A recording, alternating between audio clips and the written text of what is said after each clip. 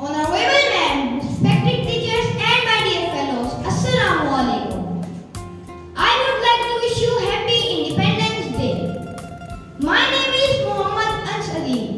I am the student of class 6. Pakistan got independent on 14 August 1947. We Pakistanis celebrate this day with a great zeal. Thousands of brave fighters sacrificed their life to get freedom from the British rule.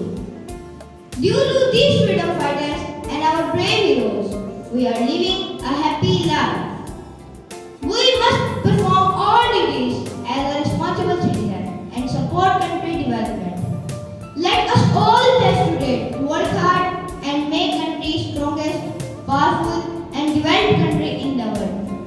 ए वतन की मिट्टी मुझे एड़ियां रगड़ने दे, ए वतन की मिट्टी मुझे एड़ियां रगड़ने दे, मुझे यकीन है चश्मा यहीं से फूटेगा।